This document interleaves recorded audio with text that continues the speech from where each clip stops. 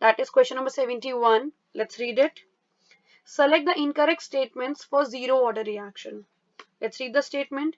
It takes finite time for completion. Student, this is an incorrect statement as it takes, as zero order takes finite time for completion. I'm writing here the time required for 100% completion for zero order reaction is equals to A upon K. Moving to the next statement. Its half-life is independent of the initial concentration of reaction. Student, this is also an incorrect statement as T half for zero order reaction is equals to A upon 2K. That means it depends upon the initial concentration of reaction. Moving to the next statement, its rate decreases with time. This is an incorrect statement as for zero order reaction the rate is equals to K. That means is constant with time. It does not depends upon time. So the correct answer is option number 4, all of these. Moving to the next question, which is question number 72. Let's read it.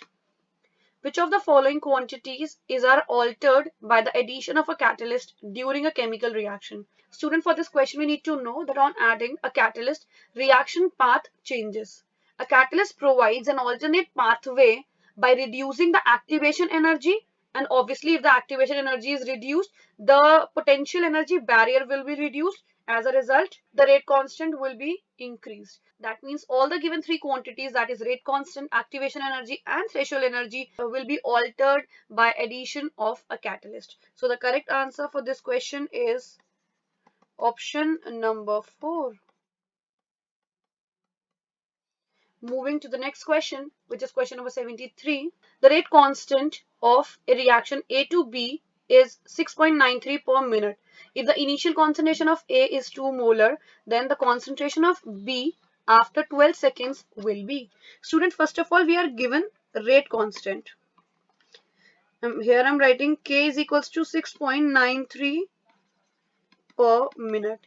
We all know that T half for first order reaction is equals to 0.693 upon K, which is equals to 0.693 upon 6.93, which is equals to 0.1 minute, and in seconds it will be 6 seconds. Now student, the reaction we are given with is A to B. So it is very clear that initially when T is equals to 0, the concentration of A is 2 molar and that of B is 0. At T half here is 6 seconds. So after 6 seconds, half of the reactant has been converted into product. That means the amount of A left will be 1 molar and the amount of B formed will be 1 molar. Again after 6 seconds, that means another half-life. That means the total seconds will be 12 seconds. Half of this amount will be used up. That means we are left with 0.5 molar of A, and the concentration of B formed will be 1 molar plus 0.5 molar. That is equals to 1.5 molar. This is the concentration of the B after 12 seconds. That means the correct answer for this question is option number 2.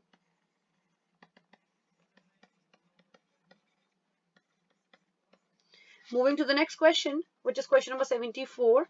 Let's read it. The property of colloidal solution, which depends on the charge present on colloidal solution, is R.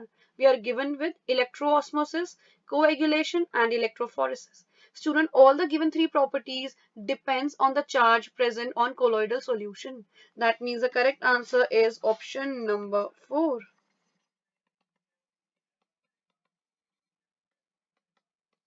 Moving to the next question, which is question number 75.